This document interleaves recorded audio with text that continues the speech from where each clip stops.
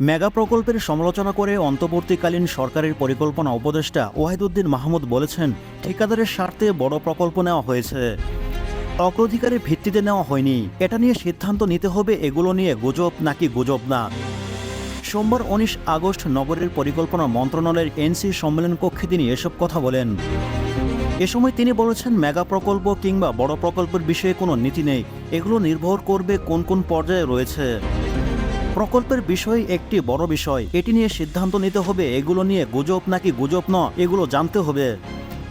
কিছু খরচ হয়ে গেলেই প্রকল্প শেষ করতে হবে বিষয়টি এমন নয়, কিন্তু যৌক্তিক অর্থনৈতিক বিবেচনা হলো কত খরচ করছি, পুরো প্রকল্প থেকে কত সুবিধা পাবো, এটাই মুখ্য বিষয় বলে উল্লেখ করেছেন তিনি। প্রকল্পের লাভ ক্ষতি দেখতে হবে বলে জানান তিনি।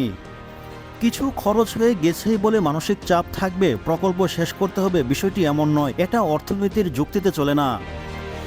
এই উপদেষ্টা আরও বলেন, বাংলাদেশের দুর্নীতি নিয়ে আবারও নতুন করে কিছু বলতে হবে না, এটি বন্ধে আমরা কাজ চালিয়ে যাচ্ছি। ভ্যাট দায়মুক্ত থেকে লাভজনক ব্যবসা পরিচালনার বিশ্বস্ত সহযোগী দ্য রিয়েল কনসালটেশন, স্বচ্ছ ভ্যাট আইনে দক্ষ ন্যায্য ভ্যাট প্রদানে। তিনি আরও বলেন, ব্যয় সংকোচনে উন্নয়নে ব্যয় কমানো বড় একটি জায়গা, প্রকল্প যাচাই করা খুবই জরুরি। প্রকল্পের বিশৃঙ্খলা রয়েছে আমরা জানি, অনেক বড় প্রকল্পের সমস্যাও রয়েছে।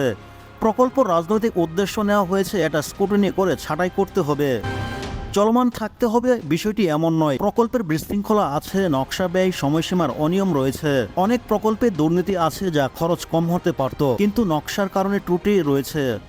বিশ্বের মধ্যে বাংলাদেশে প্রকল্পের সবচেয়ে বেশি ব্যয় হয় বলে উল্লেখ করেছেন তিনি।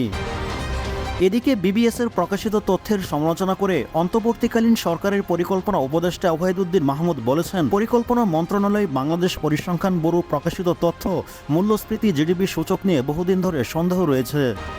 এগুলোর সম্বন্ধে আমরা সবই জানি, বহুদিন ধরে কাজ করছি, কোথাও ত্রুটি বিচ্যুতি আছে কিনা তা দেখা হবে।